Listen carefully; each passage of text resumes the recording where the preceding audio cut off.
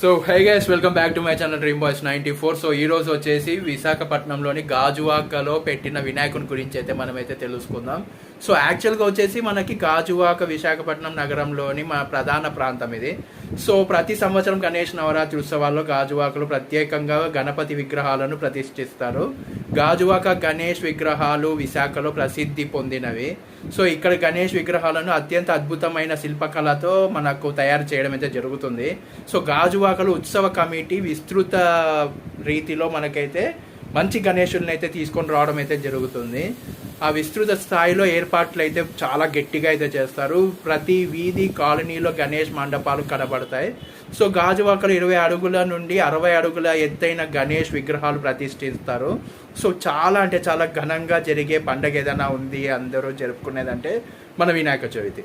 So మనకు విగ్రహం విశ్వశాంతి మహాగణపతి గాజువాకలో ముఖ్యమైన విగ్రహం. ఈ విగ్రహం వచ్చేసి మనకైతే ప్రతి సంవత్సరం భిన్న కాన్సెప్ట్తో మన ముందుకైతే రాబోతుంది, వస్తూనే ఉంటుంది. కొత్త కొత్త కాన్సెప్ట్స్ అయితే వాళ్ళైతే ఆలోచించి వాళ్ళైతే చేయడం అయితే జరుగుతూ ఉంటుంది.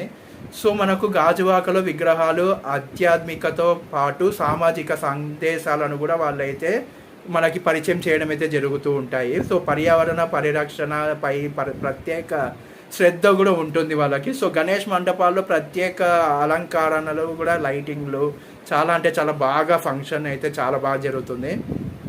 ప్రతి ఒక్క రోజు ప్రత్యేక పూజలు హోమాలు నిర్వహిస్తారు. సో ఎంతో బాగా నిష్టగా వాళ్ళైతే చేయడం అయితే జరుగుతుంది. సో మనకు ఇక్కడ గాజువాక గణేష్ ఉత్సవాల్లో వేలాది మంది భక్తులు పాల్గొంటూ ఉంటారు. సో గణేష్ నవరాత్రుల్లో మనకు సాంస్కృతిక కార్యక్రమాలు కూడా జరుగుతూ ఉంటాయి. అంటే భరతనాట్యం, ఇలాంటి musics, so different types of music concerts పెట్టడము, పాటలు పాడడము, సో ఇలాగైతే జరుగుతూ ఉంటుంది. సో భజనలు, హారతులు మనకి ఆధ్యాత్మిక సభలో మనకి ఏర్పాటు అయితే చేయడం జరుగుతుంది. పెద్ద పెద్ద సౌండ్ సిస్టంలు భక్తి గీతాలతో వినిపిస్తారు. గాజువాక గణేష్ విగ్రహాలకు పోలీసులు ప్రత్యేకంగా వాళ్ళకైతే కొన్ని భద్రత కల్పిస్తారు. చాలా అంటే ట్రాఫిక్ డైవర్షన్లు ప్లాన్లు అమలు చేస్తారు. గాజువాకలో గణేష్ విగ్రహాల కోసం ప్రత్యేకంగా బజార్లు కిక్కిరిచిపోతాయి. అట్లా ఎంత రష్ ఉంటారు అంత రష్ ఉంటారు, మీరు మాటల్లో చెప్పలేరు అసలు. సో మనకు గణేష్ విగ్రహాలు మనకి గాజువాకలో విగ్రహాల కోసం ప్రత్యేకంగా బజార్లు కిక్కిరిసిపోతాయి. ఎంత అంటే మనం చూడలేము, ఇంక అంతగా అయితే అయిపోతుంది.